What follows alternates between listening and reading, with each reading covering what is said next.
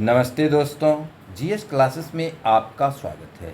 दोस्तों, आज के क्लास में हम लोग सहायक लोक स्वच्छता एवं अवशिष्ट प्रबंधन पदाधिकारी के लिए द्वितीय पेपर के मॉडल सेट संख्या 26 पे चर्चा करने जा रहे हैं।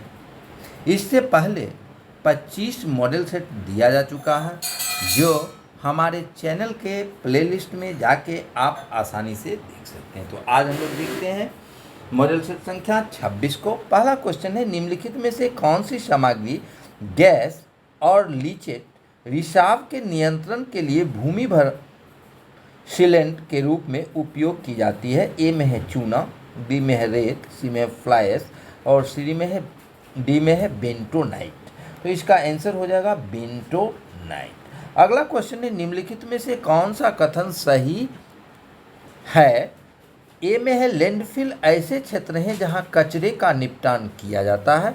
बी में है लैंडफिल के आसपास की भूमि या भूजल के दूषित होने से बचाने के लिए लैंडफिल सीलेंट का उपयोग किया जाता है। सी में है दूषित तरल को लैंडफिल से नीचे जाने से रोकने के लिए लैंडफिल सीलेंट या मिट्टी सीलेंट का प्रयोग किया जाता है। और डी में है उपर्युक्त सभी। तो इसका आंसर हो जाएगा दोस्तों सभी, यानी कि डी इसका आंसर होगा। अगला क्वेश्चन है, निम्नलिखित में से कौन सा कथन सत्य है? ए में है आरडीएफ से तात्पर्य रिफ्यूज डिराइव्ड फ्यूल, यानी कि रिफ्यूज व्युत्पन्न ईंधन से है। बी में है आरडीएफ को म्यूनिसिपल सॉलिड वेस्ट अथवा वाणिज्यिक अवशिष्ट भी कहा जाता है। और सी में है आरडीएफ का प्रयोग बिजली पैदा करने के लिए किया जाता है। और डी में है उपर्युक्त सभी। तो इसका आंसर हो जाएगा उपर्युक्त सभी।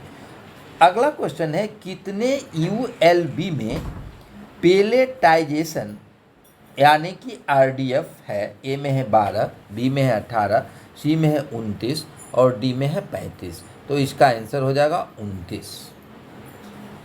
अब अगला क्वेश्चन है, रिफ्यूजन डिराइव्ड फ्यूल संदर्भित है। ए में है संसाधित एमएसडब्ल्यू के उच्च कैलोरीफ अंश को अलग किया गया। बी में है प्रसंस्कृत एमएसडब्ल्यू को अलग कैलोरीफ अंश। सी में है ए और बी दोनों और डी में है इनमें से कोई नहीं। तो इसका आंसर हो जाएगा सी, ए और बी दोनों। अब हम लोग अगले प्रश्न को देखते हैं। अगला प्रश्न है हम लोग का,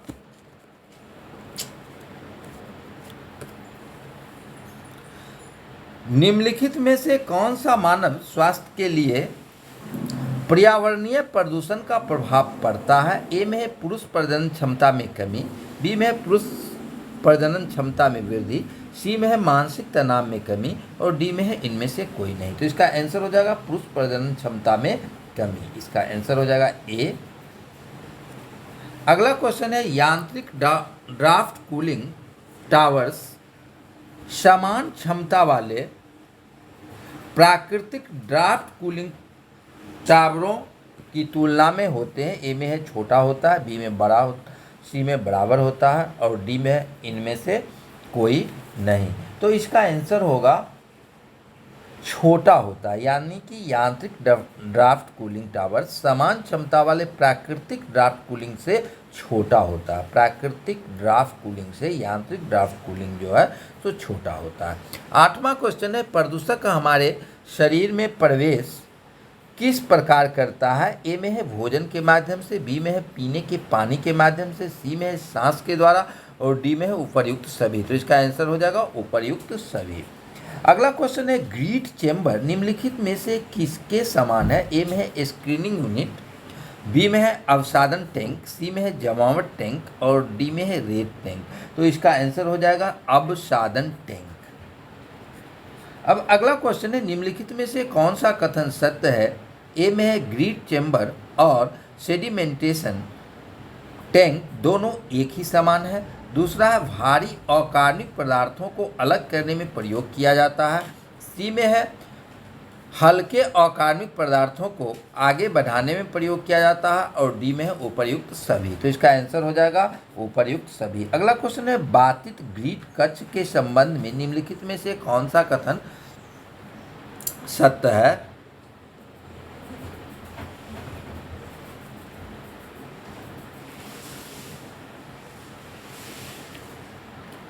ए में है बाधित ग्रिड कच्छ डिजाइन करते समय इसकी लंबाई 7.5 से 20 मीटर की सीमा में रखा जाता है। बी में है लंबाई चौड़ाई का अनुपात 3.1 से 5.1 के अनुपात में रखा जाता है। सी में है विशिष्ट अनुपात आमतौर पर 4.1 माना जाता है, और डी में है उपर्युक्त सभी सत्य है। इसका आंसर हो जाएगा उपर्युक्त सभी सत्य है। अगला क्वेश्चन है जल सप्लाई के लिए भविष्य जनसंख्या के लिए प्रयुक्त विधि है। ए में है औसत अंक गणितीय विधि, बी में है तुलनात्मक विधि, सी में है ग्राफिक विधि, और डी में है उपर्युक्त सभी। तो इसका भी आंसर हो जाएगा दोस्तों उपर्युक्त सभी। अब अगले क्वेश्चन को हम लोग देखते हैं। अगला क्वेश्चन 13वां है अवशिष्ट के ऊर्जा मान के संबंध में निम्नलिखित में से कौन सा कथन सत्य है? ए में है अवशिष्ट का ऊर्जा मान अवशिष्ट को जलाने पर निकलने वाली ऊर्जा है। बी में है ऊर्जा का मान सीधे अवशिष्ट के कारण सामग्री के समानुपाती होता है। सी में है राख और नमी की मात्रा के व्युत्क्रमानुपाती होता है, और डी में है उपर्युक्त सभी। तो इसका आंसर हो जाएगा उपर्युक्त सभी। अगला क्वेश्चन है रिवर्स ऑस्मोसिस के संबंध में निम्नलिखित में से कौन सा कथन सत्य है? ए में है रिवर्स ऑस्मोसिस को तृतीयक उपचार के रूप में वर्गीकृत किया गया है। बी में है यह मुख्य रूप से आयनों को हटाने के लिए प्रयोग किया जाता है। सी में घुले हुए लवणों में कमी आ जाती है, और डी में है उपर्युक्त सभी। तो इसका आंसर हो जाएगा उपर्युक्त सभी। अब अगला क्वेश्चन है निम्नलिखित में से कौन सी अवशिष्ट विशेषता दहन के लिए मानी जाती है? ए में है फ्लैश पॉइंट, बी में समान वितरण, सी में हाइड्रोकार्बन मिश्रण, और डी में कम पानी की आवश्यकता।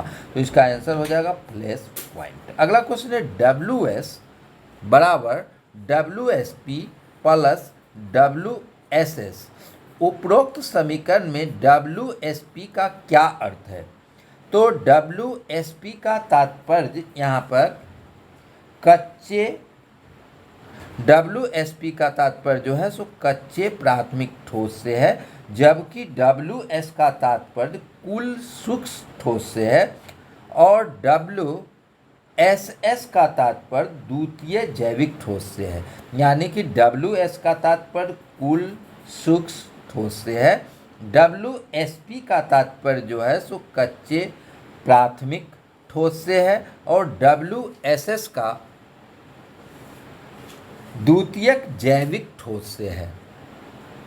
अब अगला क्वेश्चन है दहन क्षेत्र में कचरे का निवास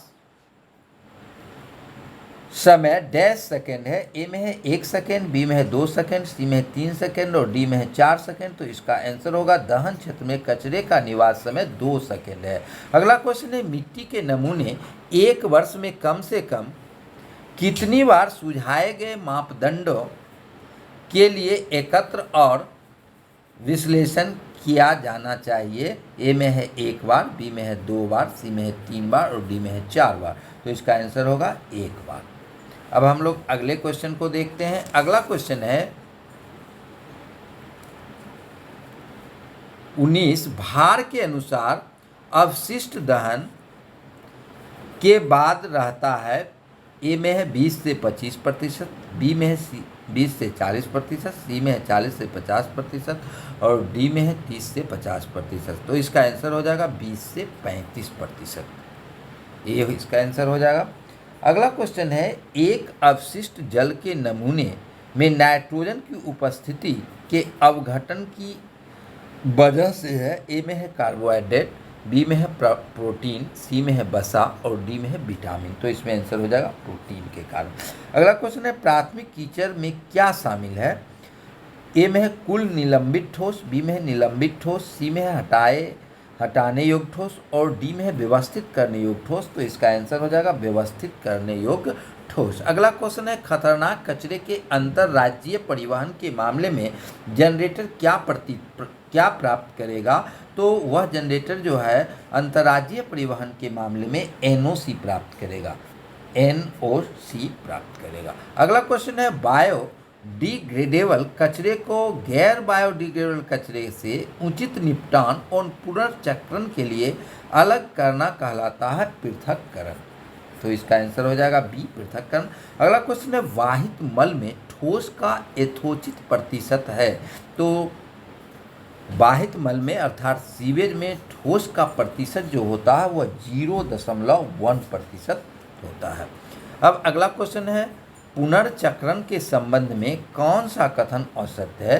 तो इसमें ए में है, यह कचरे को रोकने के लिए अवशिष्ट पदार्थों को पुनः प्रयोग वस्तुओं में परिवर्तित करने की प्रक्रिया है। बी में कीमती संसाधनों की बचत होती है। सी में सामग्री के खनन की आवश्यकता को बढ़ाता है। तो ये जो कथन है वह गलत है।